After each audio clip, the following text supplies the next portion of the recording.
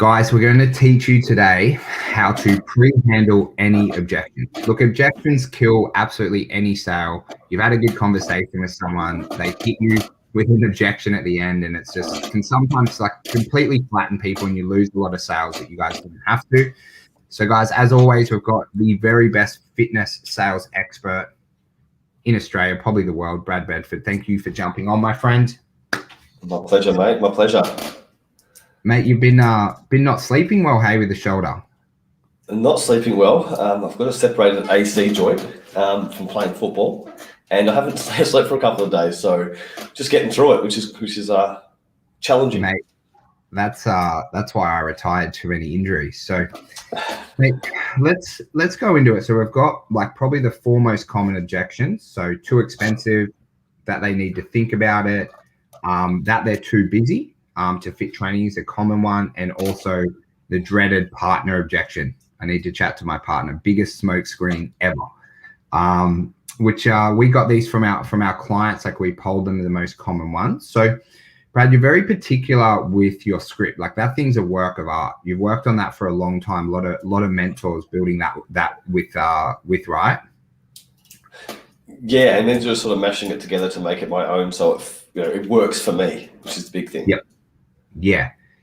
So, mate, with so what Brad's going to cover is some questions that he asked during his Brad sells over the phone. Brad, would it be quite similar selling face to face or a little bit different? It'd be exactly the same. Exactly the same. Awesome. Okay. So, mate, what are you looking for in a sales consultation within your script to be able to identify and overcome that objection of someone saying that it is too expensive for them, your program? Yeah, so if it's too expensive, and that's usually a common one, especially in fitness, because a lot of people have the philosophy that they're going to be walking into like a $7.95, like Snap or Jets or something like that. So when you start selling higher ticket pricing, it sort of knocks them out straight away. It's like, wow, this is expensive. So I generally try and find, in the script where we can find some money that they're currently spending that's taking them away from their health and fitness goals. Yeah. So during the script, we go through a section called lifestyle factors, and I simply ask them, they were going through and sort of getting a bit of an understanding of where they're at, and be like, hey, Jimmy, can you walk me through like what does a typical day of like eating and training look like for you? Yep. So it's not a very blunt, upfront question, can you afford it? But you're trying to figure out what it looks like.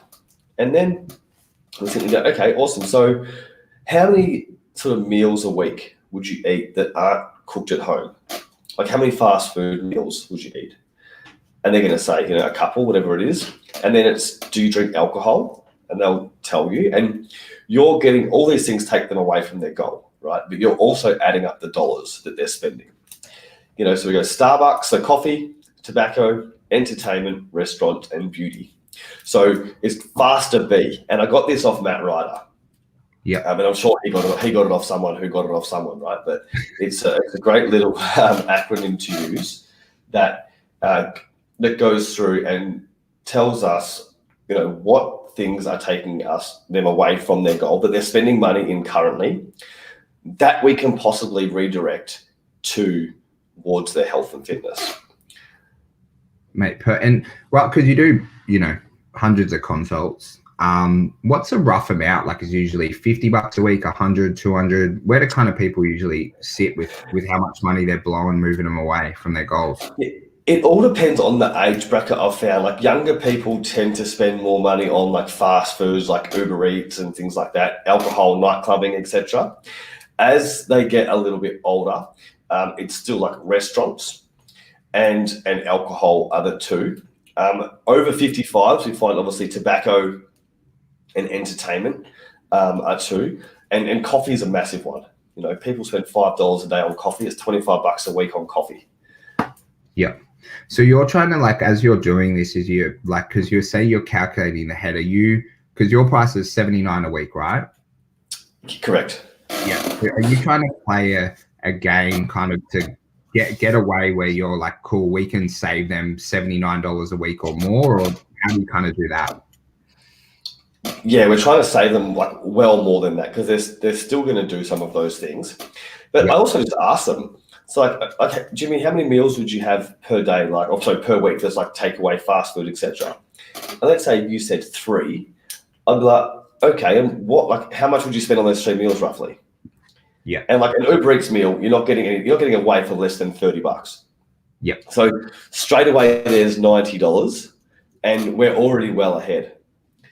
Yeah. And then how we close this section out is we just ask them if they'd be willing to redirect that money in towards helping them achieve their goals.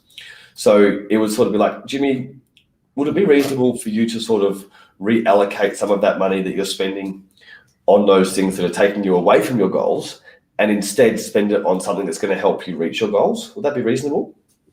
Yeah, fuck it, oath it would. And they're going to, and then they've told you yes. So now they can't go back on their word and say, oh no, I'm not reallocating it. They've already told you they can. It's hard for them to go back on their word. Yep. Yep. Perfect, mate. Very, very good stuff. Now, let's move on to number 2, the dreaded, I need to think about it. The end of a consult, Brad, it all sounds really good. I need to think about it. What kind of things are you positioning in your script to be confident, or to be able to, say the right thing if someone says that, but ideally just to have them not even say they need to think about it?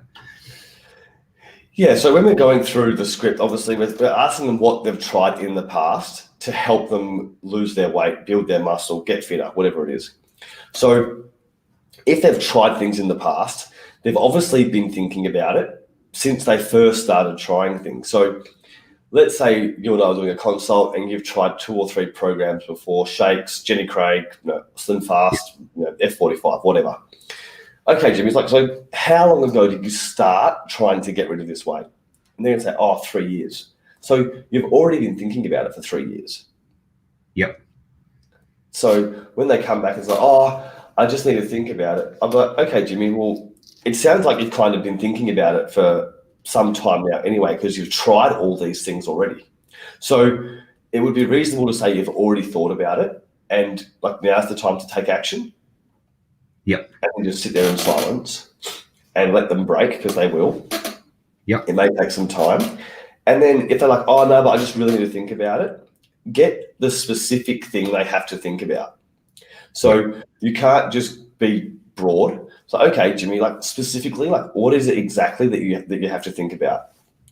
Because once they give you an objection, then you can overcome it. Thinking about it is an objection because you haven't got a specific. So get the specific and then overcome that objection. Yeah.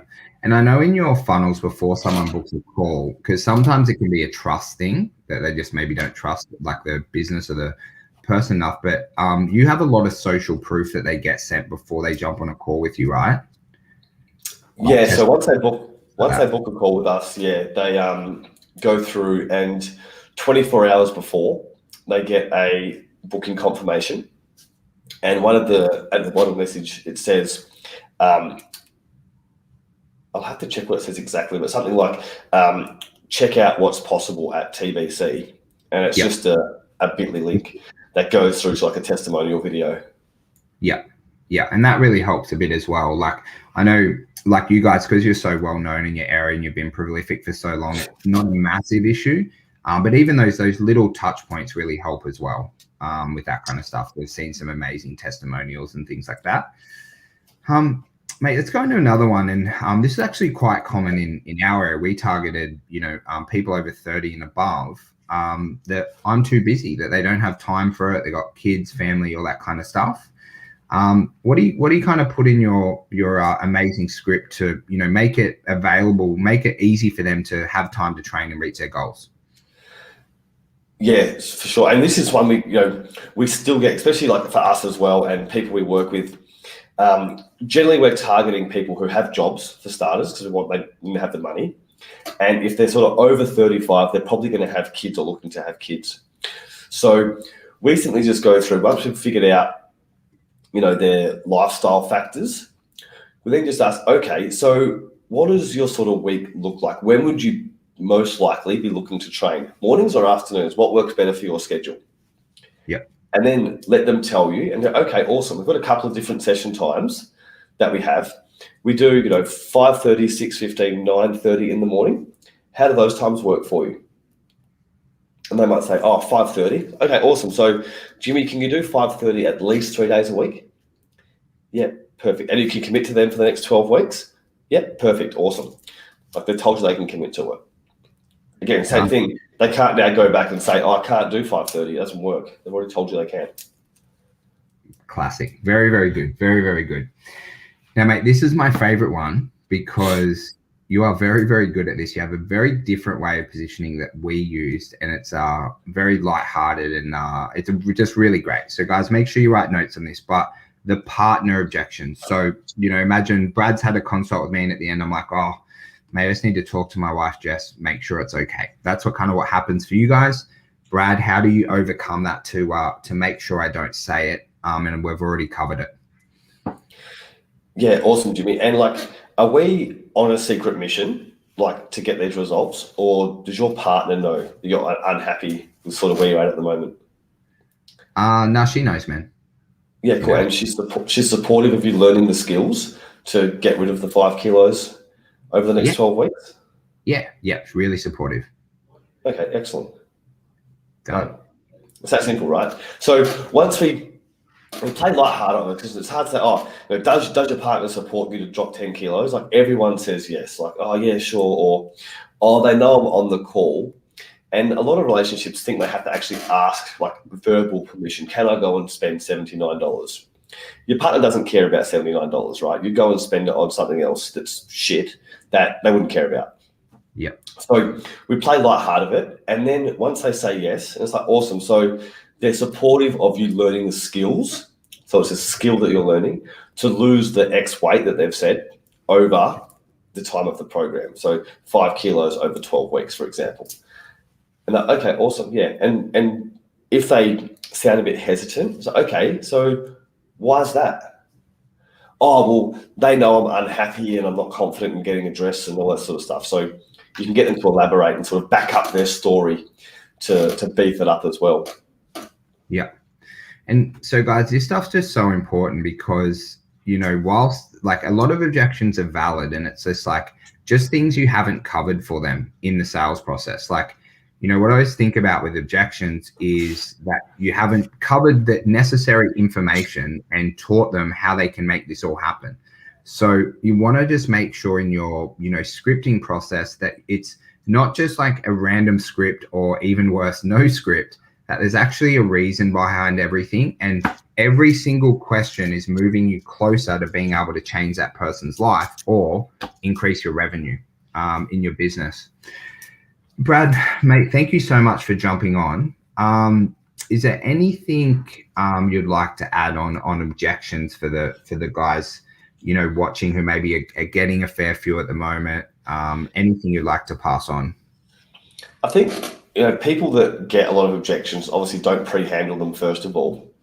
And the whole consultation is about discovering if this person's a good fit and you can help them. So you want to make sure they can get to the class times. You want to make sure their partner's supportive. Again, if they can't get to the sessions, they're not a good fit for the program. If their partner's not supportive, they're less likely to stay committed for the length of the program. So the whole consultation process is about discovery. And by asking these questions, and as long as you're asking them in a way where you're actually inquisitive and trying to get the right information, it flows rather smoothly. And people think that asking about money that they're spending on fast foods and stuff can be intrusive, or about their partner. It's only intrusive if you phrase it like that, where if you're inquisitive and asking, okay, so how much do you spend on stuff that takes you away from your goal, compared to, okay, how much stuff do you spend that's sort of taking you away from your goal, Jimmy? How much do you spend on fast food? Whoa, hang on, mate, calm down. So be inquisitive, and it flows very, very nicely, and they feel listened to. Just repeat it back to them, frame what they're speaking about, and you'll smash it out of the park. Awesome. Mate, guys, thank you so much for coming on. Guys, you can find Brad on Facebook and Instagram. Very best at sales. If you ever want to chat with Brad and you can't find him on any socials, just send me a message. I can connect you guys up in a chat. Brad, mate, thank you for coming on, especially lacking sleep. I really, really appreciate it. mate, we'll see you on here next Friday. Pleasure.